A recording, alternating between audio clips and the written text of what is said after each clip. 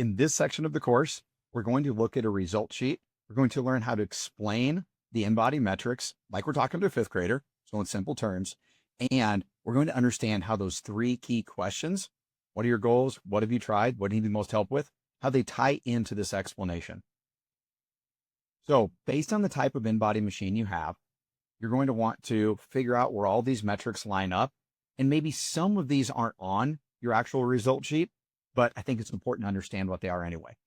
So we've got two sheets here. We have an in-body 570 result sheet, and we have an in-body 580 result sheet. And I'm going to start with a couple of different things on each one. And just remember that you have the ability to customize your result sheet based on the outputs that you want on it. Now, what I think is really important here is something that's actually displayed on the 570 result sheet, but it's not on this 580, and that's the control. This is where I want to start. I want you to imagine that somebody steps on our in-body machine, they do a scan, and now you've got this sheet in front of you. How do you sit down? How do you orient yourself? How do you explain this? So I'd come to a table, or if you want to, again, really have someone feel like you care about them, there's nothing wrong with just sitting right next to them.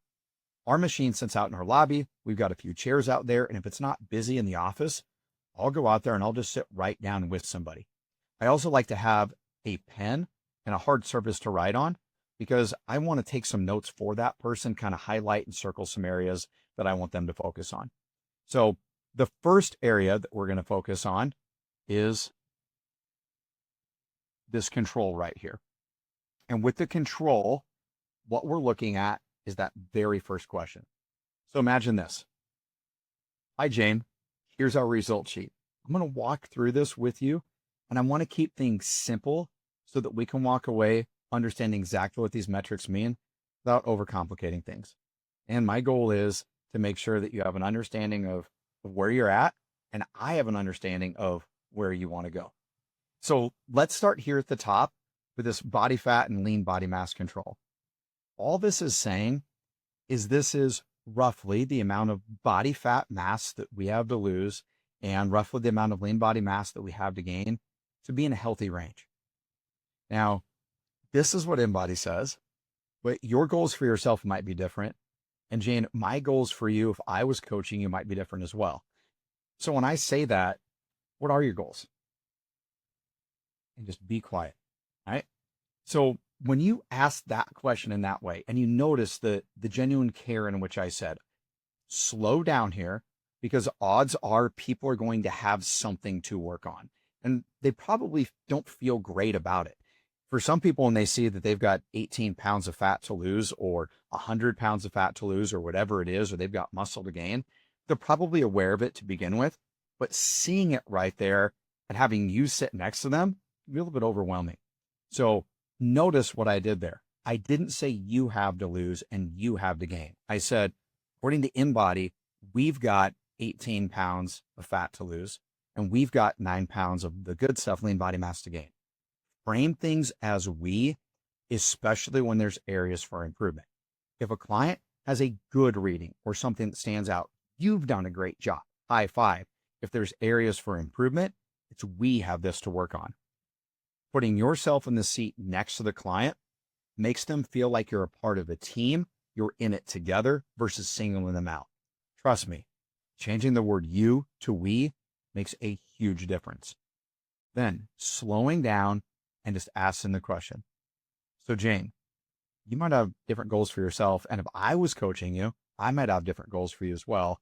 But when you see this, what are your goals? And then lean in, get a little quiet at the end, and just be quiet. Let them answer. They have goals, and I promise you they've thought about it before. And when they give you an answer to that question, then you have what's going to help them achieve that goal. Whatever program, protocol, or service you're offering, you have the answer. When they tell you that they've got a goal, boom, they're locked in. So that's why that question is so important. And I always like to start here with this control group. Okay, from there, you can go in a number of different directions, but I typically come over here to this body composition analysis section. And this will be the same on the 570 or the 580. Really, the whole left side here is going to be very similar. or even on 970 or 770 for the most part, right? So the way in which we explain this is weight is 135 pounds, 47.4 pounds of body fat is the pounds of fat on our body. Notice our body. Lean body mass is everything that's not fat. It's hair, muscles, water, bones, skin, all those things. Water, total body water. We carry water in two places. Inside of the cells, intracellular water. Outside of the cells, extracellular water. We're going to talk more about this a little bit deeper. Dry lean mass, minerals in the body. So in-body machines actually don't measure fat directly. They measure water, and then they measure minerals. And then what's left over is how we figure out what body fat is. So hydration plays a key role in in-body scans. And this applies to any bioimpedance device. So helping people understand that, where hydration is really important and water balance makes a difference, could go a long way because it will almost save you in certain situations down the road. Maybe they don't have a great reading, and it could be because of a water imbalance. So just framing that up front might help you out down the road. Okay. Muscle fat analysis. I think this is a great opportunity for a visual. If we were to connect the endpoints here, again, if we can see where this forms the letter C. My first goal for the people that we work with is to line these up and form the letter I. So when we read this result sheet, here's what it means. I'm going to zoom in just a little bit here. Anything in the left in this black area with the down arrow, that would be below an average range for people of your height, gender. Anything in the middle is in an average range. That's this lighter gray section. Then anything in the right in the black would be above average. Some cases, maybe too much, depending on what we're looking at, right? So my goal first would be to line these metrics up right in the middle here, forming the letter I. So that means weight, maybe it comes back a little bit, but we don't ever focus on weight. What we focus on is getting muscle up to a strong level and bringing fat back a little bit to line up with muscle. And then weight's going to do what it does. Does that make sense? And then let them answer. Yeah. Now, what's really cool is long-term, we love to form this big D curve where muscle from a proportional standpoint stands out more than weight and fat. It's a really good sign of health. So drawing that connection there so they can visualize that, I think, is really important. And again, you can stop and ask, so, Jane, have you tried things to maybe build muscle in the past? Yeah, I've tried this or I tried that. Remember, in the gym space, what a great opportunity to sell somebody on personal training or the classes that you offer. If you're in the medical space, maybe in today's world, maybe it's hormone treatment.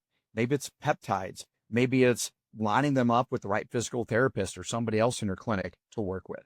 There's so many different things can be framed around each section of this result sheet. Okay, let's move on to the obesity analysis here. We don't ever look at BMI. BMI just says for every inch we are tall, we're supposed to weigh a certain amount. Old school, use the military medical space, insurance worlds, we get it, but we're going to focus on percent body fat.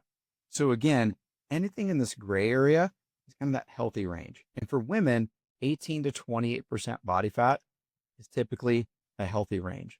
So my goal would be to get you somewhere in this gray area. Does that sound like something you'd be interested in? Yeah, and just let them answer, right? And so from here, you might pop over to visceral fat, or you might pop over to segmental fat analysis. So let's just say we go up to segmental fat. Now, percent body fat only tells part of the story.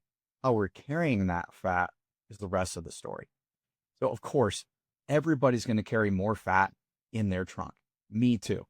And this is a percentage of the fat in each area of the body as it corresponds to that healthy range. And I know what you want.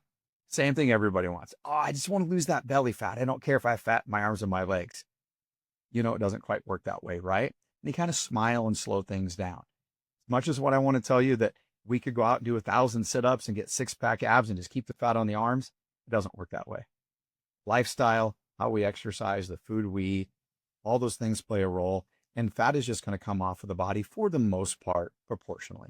You might lose a 1/4 pound of fat in the arms, and then maybe you lose a couple pounds in the trunk, maybe a 1/2 pound of fat in the legs. This isn't something that we can spot train. And everybody carries more fat in their trunk. And that is directly correlated to our visceral fat here. And so there's two ways that the in-body will display visceral fat. Visceral fat level, which is a broader view. And I think for a lot of people, this is a simple way to understand it. Generally speaking, anything under 10 is in a healthy range. Anything over 10 is starting to get out of that healthy range, right? So the way that I frame this for clients is 10 is our goal at a minimum. I'd like to get you in single digits. Anything 5 or less is really good.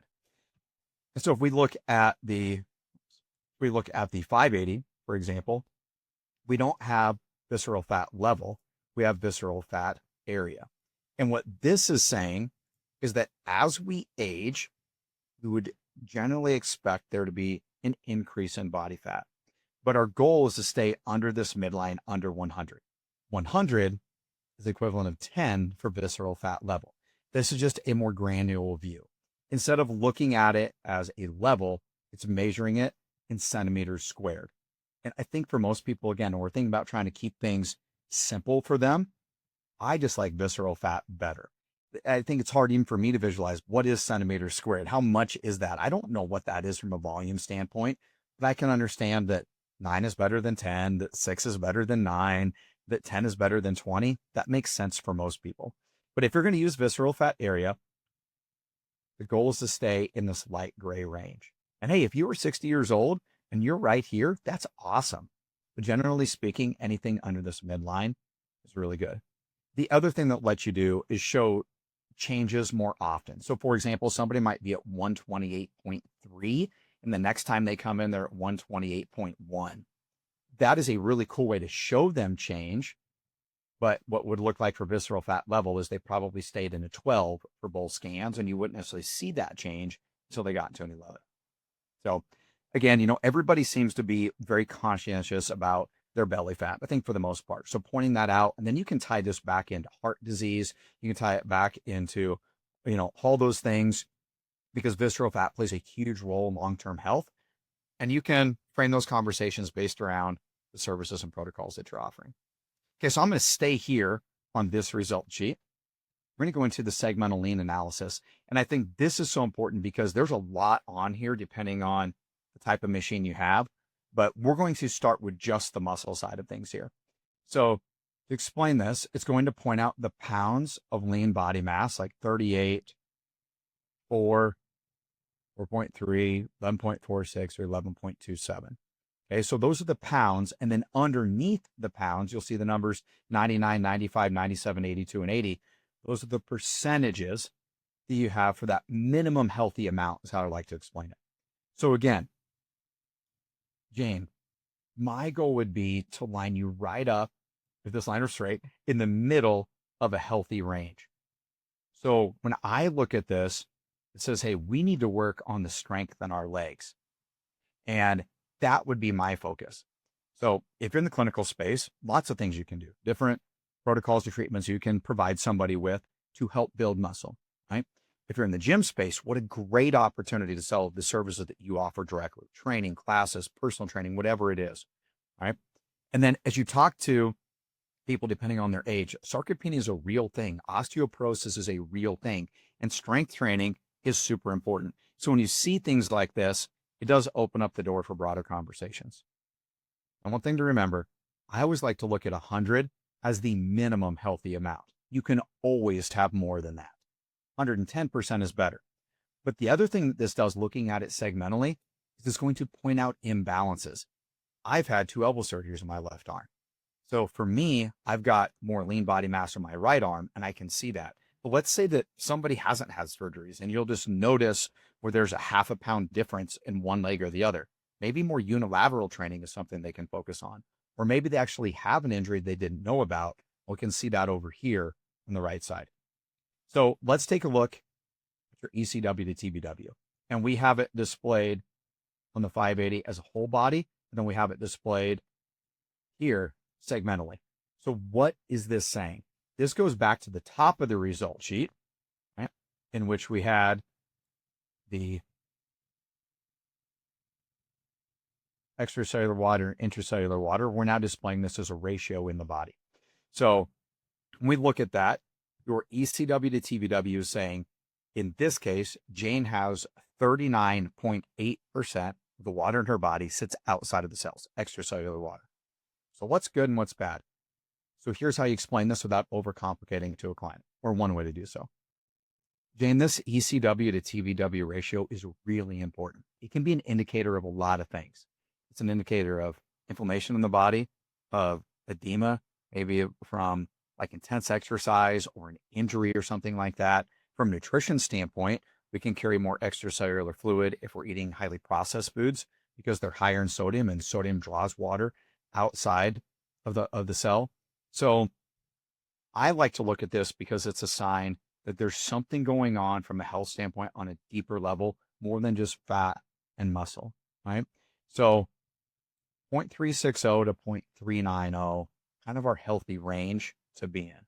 Now, my goal with the people that I work with is get them as close to 0.360, where 36% of the water in their body sits outside of the cells. So I know that might not seem like a lot. Between 36 and 39, it's only a 3% difference. But during that small 3% window, there's massive amounts of change that can take place, and it makes a really big difference from a state of health standpoint. So what I see is very transparently, we do have some inflammation going on. We've got a lower muscle mass in the lower body here in the right leg and left leg. And we also have a higher water ratio, some inflammatory markers here when you figure out what's going on. Right? For me, as an example, very transparently, taking peptides one time. And for me, I had a lateral knee issue, my left knee. When I would squat to parallel, it felt like somebody stabbing me in the outside of my left knee with a knife. And I feel like I'm pretty good at this stuff. I've done it for years. Like I know how to rehab. I laid off, didn't squat for months, and I just couldn't seem to heal it up. And a buddy of mine, for talking in depth with him during that entire time, said, hey, you need to try this peptide and this peptide. Say for what those were for later. But long story short, 2 weeks in, I felt incredible. I had no more knee pain. Okay. And what I saw on my in-body scan segmentally was that my inflammatory markers, or my ECW to TBW ratio in my left leg, was higher than it was in my right leg. And it was pretty significant. I was in the 0.38s in my left leg, while the rest of my body was in the 0.36s. So again, when there's an acute injury like that, you can see it pop up on the result sheet. And I think that is so cool, because maybe you are doing peptides, and don't let that be me pushing peptides on you, just sharing a story with you, right? But I wouldn't have believed it if I wouldn't have seen it. Now, having seen it, I think it's pretty cool. Now, I did that for 6 weeks and have never taken them since. But when I could see those inflammatory markers go back down to a baseline level in the 0.360s, made all the difference in the world for me. And so relaying those, or sharing anecdotal stories to a client, or even sharing one of another client, I think can really help people to understand and relate to things. So again, generally speaking, Jane, we'd love to see our water ratios close to 0.360, but we just want to keep it in this range. And if we start to get, 4 or higher, there probably is something going on, some inflammatory marker, something going on in the body. And this ratio is directly tied to phase angle. Now, you're not going to have this on the 570. Phase angle. Do some research. This is originally used in hospice care decades ago, right? The lower the phase angle for somebody, generally speaking, maybe the less time they had to live, or they can tell when they're in a disease state. So how do we explain this simply for clients? Jane, phase angle is really cool. And I like to get excited here, right? And this is why we have these machines. Jane, phase angle is really, really cool. It goes into your cellular health.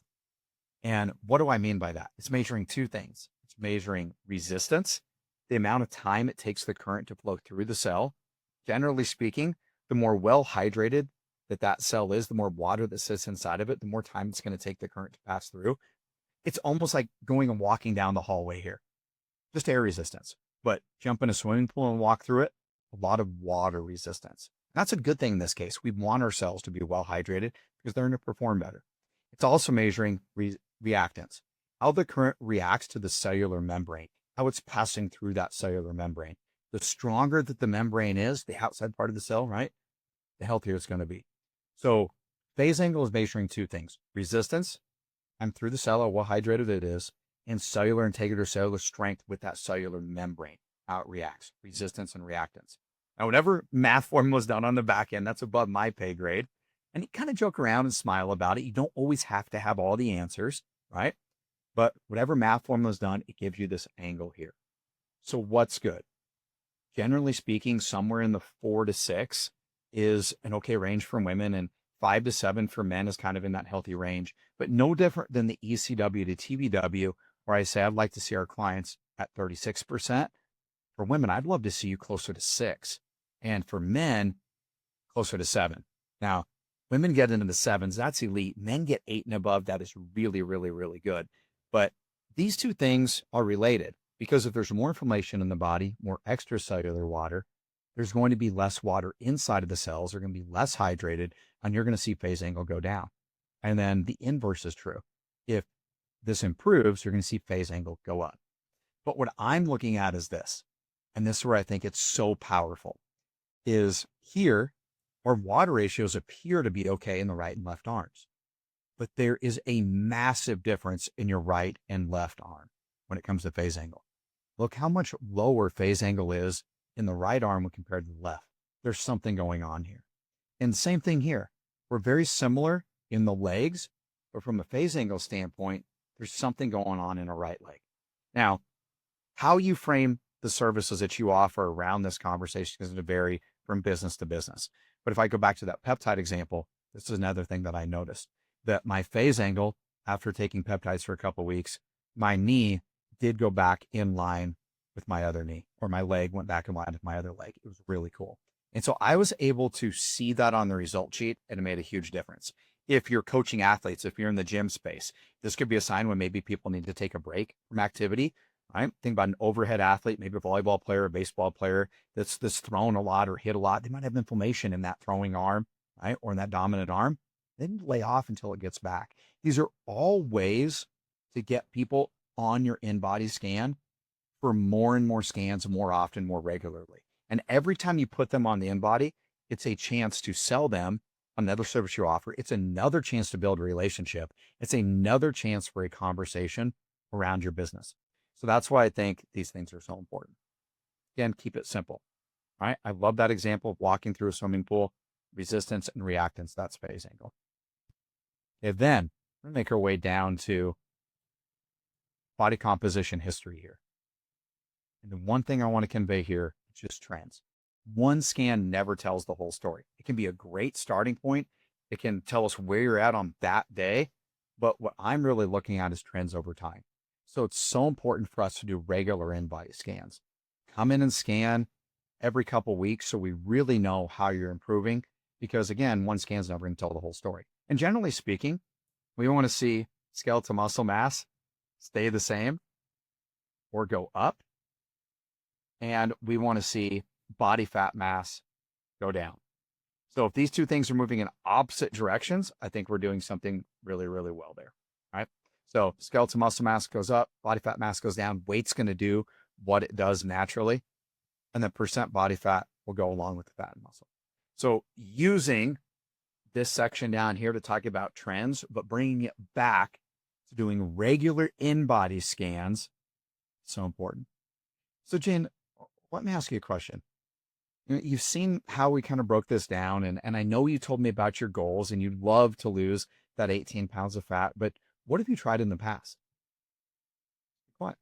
I tried XYZ diet. I tried this training program. No, it worked for a while, but I didn't get results. Right? So for me, it's always, and I can relate to that. So many of the people that we've worked with have tried things, but for me, this needs to be something that's sustainable. So my goal as a coach is to help you establish healthy habits that are going to last a lifetime. And here's how our nutrition program does that.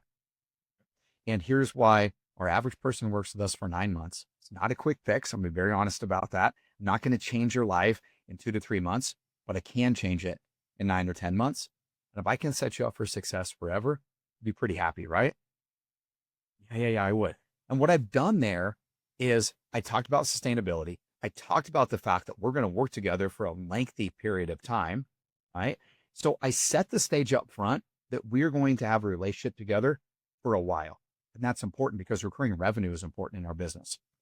And then the final thing might be, and you can drop that question in whenever you think it's appropriate, but the final thing is going to be, and can I ask you something? What do you feel like you need the most help with? Is it accountability, motivation? Is it knowing what the right answers are? What is it? And just be quiet and let them answer that question, right? So that's how you tie all this thing in. And remember, whatever they need help with, you've got the answers. So now you have a general overview of how to explain things simply, and everybody's going to do this differently, right? You can dive deeper into all these metrics in our interactive PDF that we have in your resource library, right? And you can really learn what each section measures. There's so many valuable resources out there, but I think what's important is that you learn how to frame the services that you offer in your business around the result sheet. And those three questions: what are your goals? What have you tried? What do you need the most help with? Will make all the difference in the world. That's how you tie in those questions to the result sheet and you grow your business around your embodied data.